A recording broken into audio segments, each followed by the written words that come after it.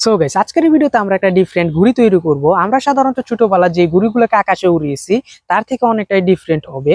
আর এটা আপনারা বাড়িতে ট্রাই করে দেখতে পারেন, খুবই ভালো লাগবে। আর এই ঘুড়িটা শুধুমাত্র একটা পেপার দিয়ে তৈরি করব। তাহলে চলুন ভিডিওটা শুরু করা যাক। তো গাইস, এই ঘুড়িটাকে তৈরি করার জন্য এখানে আমাদের কিছু জিনিস লাগবে। ফার্স্টে যে জিনিসটা লাগবে, এখানে দেখেন এই ধরনের একটা 1/4 সাইজের একটা কালারিং পেপার লাগবে। এখানে আপনারা যে কোনো ধরনের পেপার ইউজ করতে পারেন।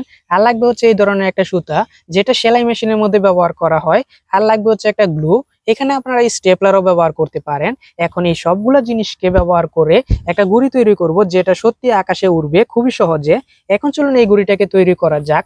ফার্স্টে এই পেপারটাকে এইভাবে মাঝখান থেকে ফোল্ড করে নিব।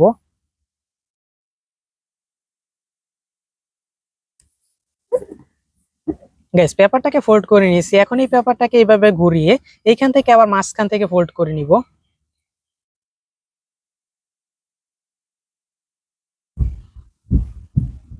গ্যাস এইখানে শুধুমাত্র একটু চাপ দিয়ে এখানে একটা চিহ্ন করে দিব, যাতে এখানে একটা চিহ্ন থাকে। এখন এই পেপারটাকে আনফোল্ড করে দিব। এখন এখানে দেখেন একটা চিহ্ন দেওয়া আছে। এখন এই সাইড থেকে আবার এটাকে এইভাবে ফোল্ড করে নিব।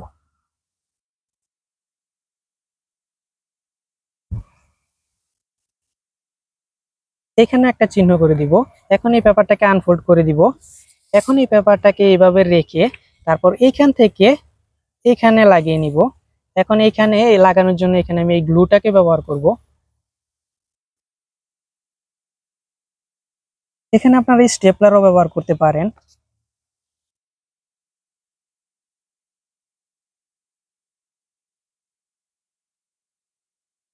এখন এই পেপারটাকে আবার ফোল্ড করে এখানে লাগিয়ে নিব। এখানেও গ্লু দিয়ে দিব।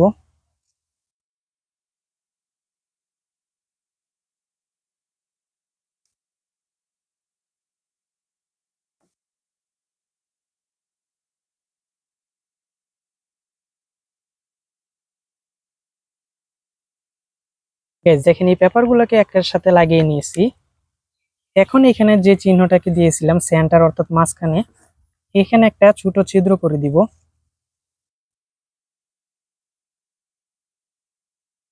এখানে একটা ছিদ্র করে দিয়েছি। এখন এখানে এই সুতাটাকে লাগিয়ে নিব।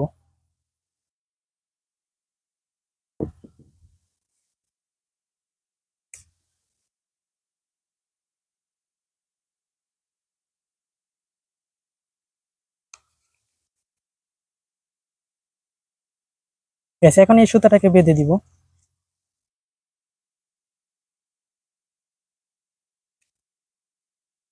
দেখেন এখানে এই সুতাটাকে সেন্টারের মধ্যে বেঁধে দিয়েছি। এখন চলুন এই গুড়িটাকে একটা ছাদে গিয়ে তারপর এই গুড়িটাকে উড়ানো যাক, দেখা যাক কি হয়। আর এটা সত্যি কি আকাশে উড়ে নাকি। তাহলে চলুন একটা ছাদে যাওয়া যাক। গাইস, এখন আমরা একটা ছাদে চলে এসেছি। আর এখানে অনেক জোরে বাতাসও চলতেছে। একটা নর্মাল পেপার দিয়ে এরকম একটা গুড়ি ফার্স্টে যখন আমি বানিয়েছিলাম, তখন এটা আমার বিশ্বাস হয় নাই যে এই গুড়িটা আকাশে উড়বে। কিন্তু আপনারা তো হয়তো বিশ্বাস হইতেছে না যে এই গুড়িটা আকাশে উড়বে। তাহলে চলুন এখন এই গুড়িটাকে উড়ানো যাক, আর দেখা যাক কি হয়। আর আপনারা কমেন্ট করেন যে কি হতে পারে, এই গুড়িটা কি আকাশে উড়বে না কি হবে। তাহলে চলুন এখন এই গুড়িটাকে উড়ানো যাক। গাইস, এই গুড়িটাকে উড়ানোর জন্য বাতাস অনেক বেশি প্রয়োজন হয়।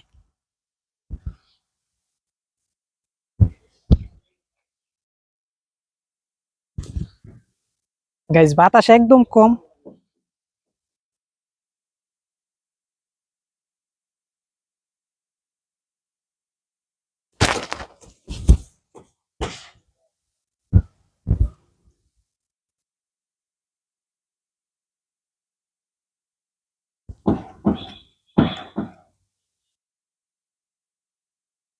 গাইস, দেখেন গুড়িটা কিন্তু অনেক সুন্দর হয়ে উঠতেছে।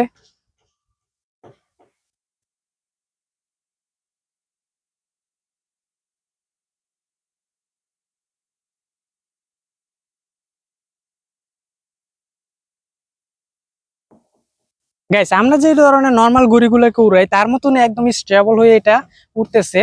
কিন্তু আমি মনে করি না যে এটা এত স্টেবল হয়ে উঠবে। নর্মাল ঘুড়ির মতনই উড়ে। গাইস, এই ঘুড়িটাকে উড়ানোর জন্য অনেকটা বাতাসের বেশি প্রয়োজন হয়। আর কি কম বাতাসে এই ঘুড়িটা উড়ে কম।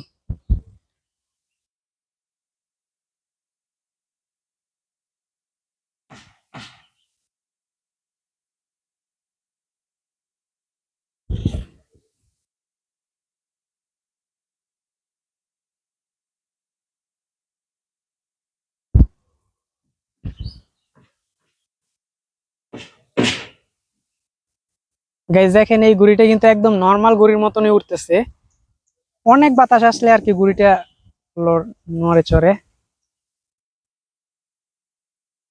এই ঘুড়িটা উড়ানোর জন্য মিডিয়াম বাতাসের প্রয়োজন হয়, বেশিও না একবারে কমও না।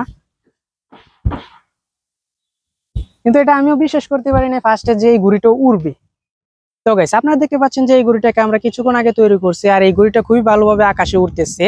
আর আমি আপনাদের একটা কথাই বলবো যে এই জিনিসটাকে একবার হলো আপনারা বাড়িতে ট্রাই করে দেখবেন, খুবই ভালো লাগবে। আর এই ঘুড়িটাকে তৈরি করার সময় যে মাপটা দেওয়া হয় এই মাপটাকে ভালো করে খেয়াল রাখবেন, তাহলে এই ঘুড়িটা খুবই ভালোভাবে আকাশে উড়বে। তাহলে গাইস যদি ভিডিওটা ভালো লাগে তাহলে ভিডিওতে একটি লাইক দিন আর চ্যানেলটাকে সাবস্ক্রাইব করে রাখতে পারেন।